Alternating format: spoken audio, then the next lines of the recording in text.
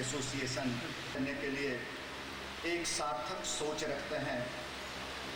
आपने अखिल भारतीय और भारत से बाहर के देशों में भी ह्यूमन राइट्स के प्रति जन संचेतना जागृत करने का जो स्तुत्य प्रयास किया है, मान्यवर हम सभी आपके आभारी हैं और इस सजे हाल में आपका हार्दिक स्वागत, अभिनंदन एवं वंदन कर रहे हैं। मान्यवर आजमगढ़ की यह पवित्र धरती ऋषियों और मुनियों की धरती है। इसके पार्श्व में तमसा प्रवाहित होती हैं। लोगों का ऐसा मानना है कि इसी तमसा तट पर वाल्मीकि ने पहला संस्कृत का लौकिक महाकाव्य रामायण लिखा था। आज भी तमसा के लहरों में उस कवि का कृतित्व गूंज रहा है। आज आपका आगमन हम लोगों के लिए बड़ा ही शुभ है, क्योंकि ये साहित्यकारों और विद्वानों, तत्वचिंतकों, ऋषियों और मुनियों की धरती रही है और आप जैसे महापुरुष का आगमन हमें निश्चित रूप से बल देगा। हम सभी आपका हार्दिक स्वागत एवं अभिनंदन कर रहे हैं। आपके हृदय में जो भाव हैं या आप जिस अनुष्ठान को लेकर के चले हैं, आज के प्रायः 20 वर्ष पूर्व इस प्रस्थान करेंगे। ये हमारी all India human rights association का कार्य है, जो आज हम लोग 200 दिवसीय यात्रा के रूप में कर रहे हैं। साथ ही all India human rights association न सिर्फ भारत में बल्कि अंतर्राष्ट्रीय स्तर पर काम कर रही है। इसकी 19,000 से ज़्यादा सदस्य हैं। 67 सेंटर्स पे हमारे काम कर रहे हैं। हम लोग हर जगह शोषण, दोहन, उत्पीड़न, भ्रष्टाचार, अत्याचार के खिलाफ आवाज़ उठा रहे हैं। सरकार पे एक दबाव बन रही है कि हमें अमन और शांति से रहने के लिए आपकी जो प्राथमिकता है उसे पूरा करो। जनता जाग चुकी है और साथ ही हमारी all India human rights association का कहना रहा है कि आदमी गोरा हो या काला, हिंदू हो या मुसलमान, सिख हो या ईसाई, हर कोई इंसान है और इंसान के जो मौलिक अधिकार, संवैधानिक अधिकार और यूनिवर्सल डिक्लेरेशन अधिकार है, उसे पाने का वो अधिकारी है। साथ ही ये भी कहना है कि मानवाधिकार के बिना सामाजिक, आर्थिक और राजनीतिक आज़ादी खोखली है। हम सभी भारतवासियों का मानवाधिकार की लड़ाई लड़नी है और ये हमारे लिए कर्तव्य भी बनता है। तभी हम सभी शांति और सुख से, अमन और शांति के साथ रह सकेंगे। जय हिंद, जय भारत। घबरा गए जागरूकता, राजनीतिक जागरूकता तो बहुत ज़्यादा है, जैसा कि हमने महसूस किया। लेकिन हमने जो इस यात्रा में जो पूर्वांचल में यहाँ हमने देखा कि बेरोजगारी और बेकारी बहुत ज़्यादा है। यहाँ पे बिजली लगातार गाँव में मिले तो यहाँ पे बहुत सारी बेरोजगारी दूर हो सकती है, अन्न उपजा सकता है, छोटे छोटे उद्योग लग सकते हैं। क्योंकि यहाँ के लोग जो नौजवान हैं वो पढ़े लिखे हैं लेकिन बेरोजगार हैं। उन्हें रोज़गार अगर मिल जाए तो जो हत्याएँ होती है, जो करप्शंस होते हैं, वो रुक सकता है एक तरफ। दूसरी तरफ जो हमारे ब्यूरोक्रेट हैं या सिक्योरिटी है, जो पुलिस है, वो अपनी आचरण को सुधार लें, वो अपने कार्य, अपने कर्तव्यों को निर्वाह करें, तो मैं समझता हूँ कि बहुत ही अच्छा पूर्वांचल रिजल्ट देगा भारत में। जितना बदलाव है मैं समझता हूँ उतना ही अच्छा प्रदेश बन सकता है। हमें हमारी जनता को और हमारे जो नौजवान हैं उन्हें एकजुट होने की ज़रूरत है, मानव श्रृंखला बनाने की ज़रूरत है। और इसी कड़ी में जो मानव श्रृंखला बनाने की हम बात कर रहे हैं कि जहाँ कोई भेदभाव न हो, जहाँ रंग का, नस्ल का, धर्म का भेद न हो, मानव धर्म को माने, मानवीय मूल्यों को समझें, अपने कर्तव्यों को समझें। इसलिए हम लोग पूर्वांचल के वासियों को अपनी हिंदी भाषा में जो राष्ट्रभाषा है उन्हें समझा रहे हैं। यहाँ की रीजनल भाषा बहुत ही मधुर भाषा है। मैं उन्हें सुनता हूँ तो मेरा भी दिल करता है कि मैं भी उस भाषा को बोलूँ, काश वो मैं चाहता हूँ। अध्यक्ष all India human rights association, इस ऑर्गेनाइजेशन के अध्यक्ष बनने से पहले हमारे पूर्व राष्ट्रपति ज्ञानी जैल सिंह अध्यक्ष थे, कैफी आजमी हुए, डॉक्टर सुधा अरोड़ा हुए और सुनील दत्त जी जो मेंबर ऑफ पार्लियामेंट थे, उन्होंने भी इस संस्था के सरपरस्त रहे। आज हमारी संस्था में 8 chief justice of India, CBI के डायरेक्टर, रॉ, विजिलेंस और बहुत सारे ईमानदार हमारे जो ब्यूरोक्रेट हैं IAS IPS वो साथ दे रहे हैं।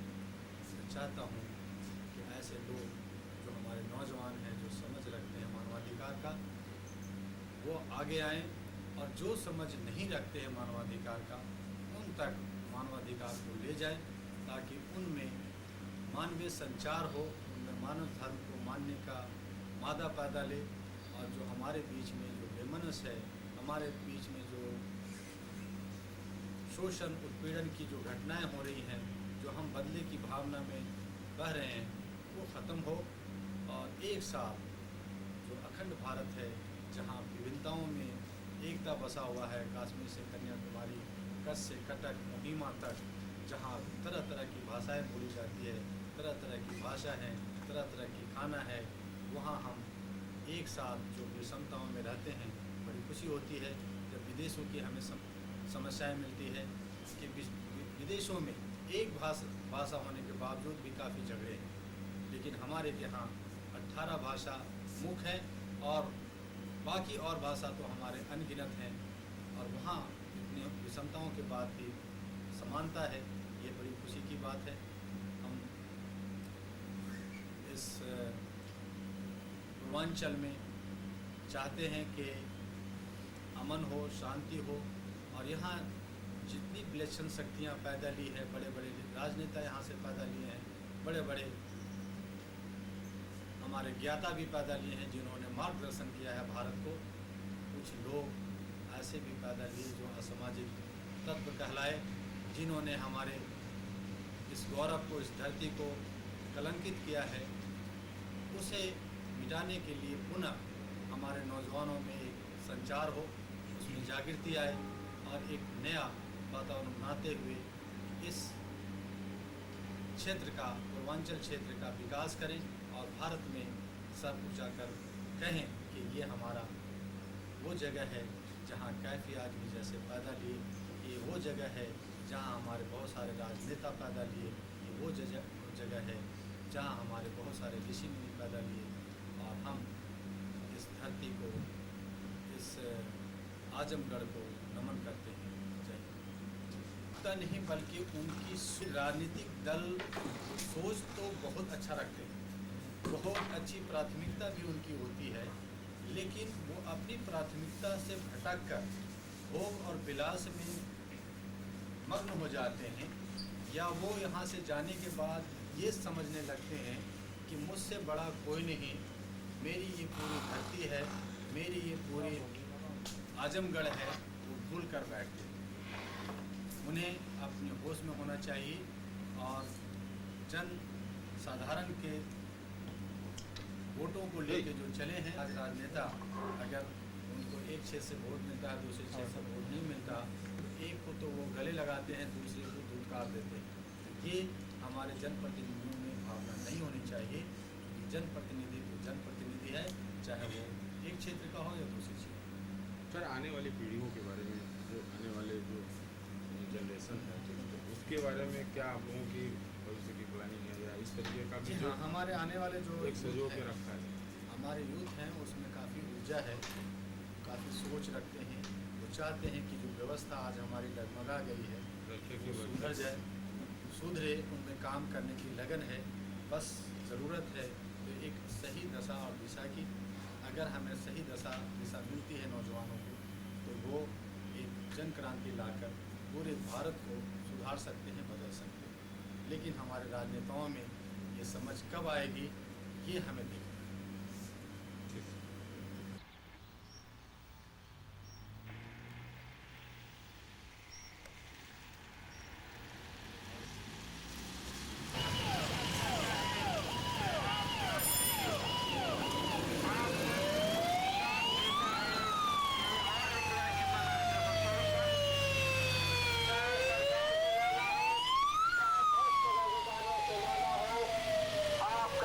देता है और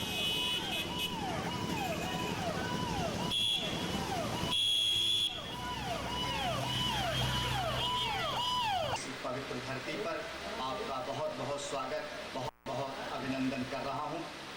साथ ही यहाँ के जो संयोजक वर्ग हैं उनको साधुवाद भी दे रहा हूँ कि इस तरह का कार्यक्रम आयोजित करके ह्यूमन राइट्स के विषय में बहुत से लोग हैं जो नहीं जानते कि हमारा क्या अधिकार है और क्या कर्तव्य।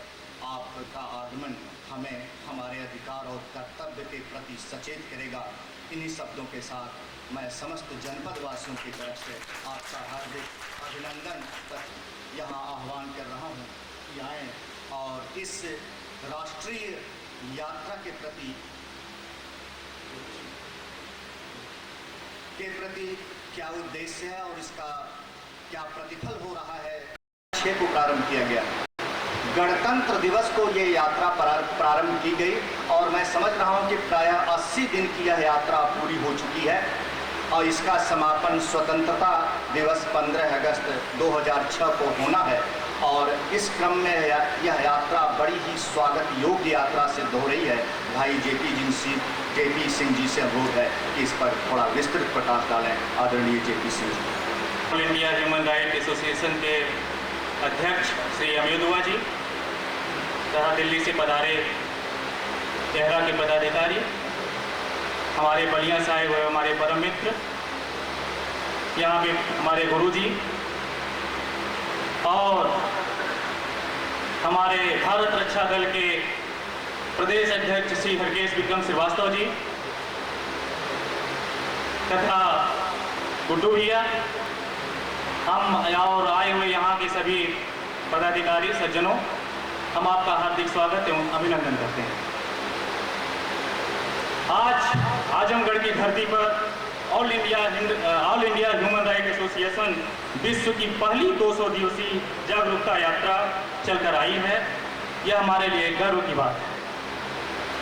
यह यात्रा गणतंत्र दिवस 26 जनवरी से 15 अगस्त 2006 तक चलेगी।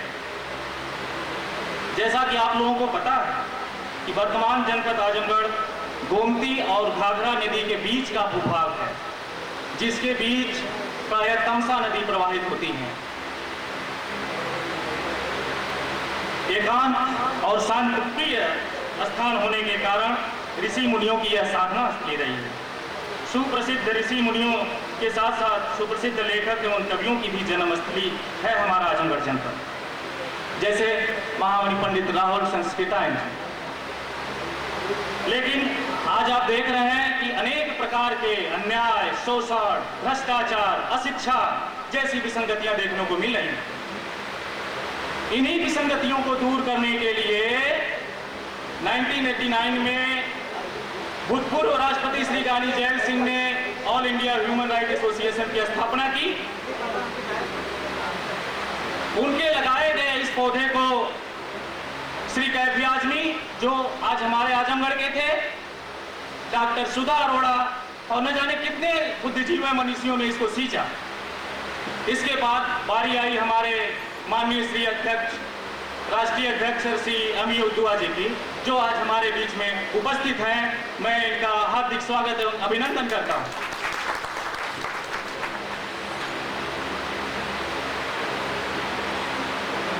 यह हमारा सौभाग्य है कि आज आजमगढ़ की धरती पर ऐसे बुद्धिजीवी पधारे। जैसे जामवंत जी ने हनुमान के अंदर छुपे अपार बल को जागृति दिलाई कि काच प्रसाद रहा बलवाना, पवन तनय बल पवन समाना, उसी तरह हमारे राष्ट्रीय अध्यक्ष श्री अमित दुआ जी जन जागरूकता के माध्यम से हमें जगाने आए हैं। हमें जागना होगा।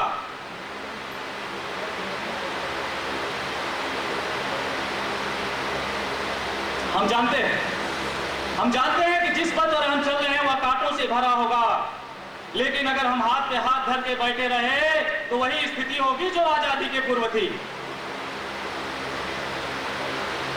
कहने का मतलब यह है कि हमें जागना होगा तथा दूसरों को जगाना होगा, जिस तरह से जामवंत जी ने हनुमान को जगाया। जागृति वाली बात पर एक छोटी सी कहानी आपको बता दें। एक गुब्बारा बेच रहा था, तब तक एक लड़का, छोटा सा नन्हा बच्चा गया और पीछे से उसकी जो है कमीज खींच रहा है। गुब्बारा वाला पलट कर देखा, बोला क्या है बेटा? बोला कि अंकल वो काला नहीं, वो से गुब्बारा बेचा करता था। जब वो उसके गुब्बारे की खपत कम होती थी तो वह गैस से भरे गुब्बारे को बेचा करता था। तो ऐसे ही वो लड़का पूछा, अंकल वो काला वाला गुब्बारा भी उड़ेगा? बोला हाँ उड़ेगा। वो नीला वाला? बोला वो भी उड़ेगा। वो सफेद वाला? बोला बेटा गुब्बारा अपने रंग के कारण नहीं उड़ रहा, बस कि इसके अंदर एक क्या शक्ति है, उस शक्ति के कारण उड़ रहा है। तो ऐसे ही हर आदमी के भीतर, हर मनुष्य के भीतर एक शक्ति है जिसको पहचानिए। कौन कहता है आसमां में सुराख नहीं हो सकता? अरे एक पत्थर तो तबीयत से उछालो यारों। आइए अब आपका ध्यान हम आपको दूर किए बिना मानवाधिकारों की बातें करना बेमानी। जबकि शिक्षा के अभाव से मनुष्य पशु बनते चले जा रहे हैं, जबकि शिक्षा ही मनुष्य को पशुओं से भिन्न रखती है। और शिक्षा के कारण दुनिया का ऐसा कोई कोना नहीं जहां की धरती मानव खून से लाल न हो। आखिर मानव इतना क्रूर क्यों? पूछिए अपने आप से, हमें यह क्रूरता आई कैसे? हम अशिक्षित हैं, हमें अपने अधिकार पता नहीं है। इस जन जागृति अभियान के माध्यम से श्री अमीर दुआ जी हमें जागृत करने आए हैं। हम आपको जागृत करेंगे। जागिए और हम आह्वान करते हैं ऐसे देश प्रेमियों से, ऐसे नवजुवकों से कि आइए हमारे साथ हाथ में हाथ मिला के चले और उखाड़ फेंके इस अपराध और भ्रष्टाचार को, बना डालें इस राष्ट्र को विश्व महान। जय मातृभूमि, जय भारत। एक मिनट और, जैसा कि मैं आपको बता दूं कि मैं all India human right association की सदस्यता ग्रहण करने से पहले मैं भारत रक्षा दल का पदाधिकारी था, अपने जहानागंज ब्लॉक का ब्लॉक प्रेसिडेंट। और हमारे बीच श्री भारत रक्षा दल के प्रदेश अध्यक्ष श्री हरकेश विक्रम श्रीवास्तव जी हैं। हम उनका आह्वान करते हैं, आए दो शब्द हमारे लोगों को बताएं। हमें कभी सोने की चिड़िया कहा जाने वाला यह भारत, कभी जगत गुरु कहा जाने वाला ये देश किन विडंबनाओं में जूझ रहा है, इससे आप भली भांति परिचित हो चुके होंगे। आप कई नग्न सत्य देखे होंगे। भ्रष्टाचार के आगोश में सारा देश इस समय जकड़ा हुआ है।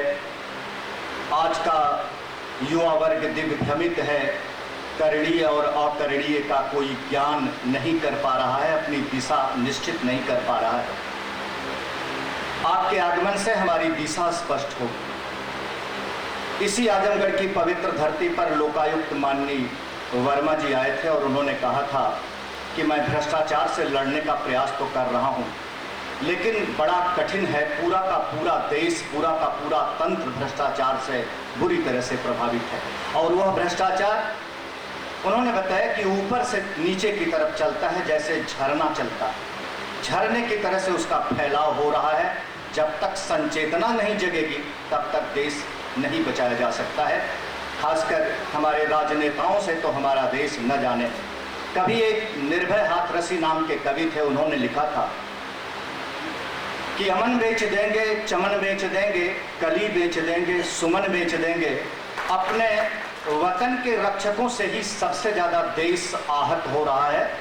और आज के युवा वर्ग को एक प्रकाश पुंज की आवश्यकता है। आप संपूर्ण देश में जो नव जागृति और ह्यूमन राइट्स को लेकर के संघर्ष कर रहे हैं, मान्यवर हम सभी उसका स्वागत कर रहे हैं। आपका प्रयास स्तुत्य है। इसी परिप्रेक्ष्य में मैं भाई आलमदार जी से अनुरोध कर रहा हूं कि वो दो शब्द यहाँ प्रस्तुत करें।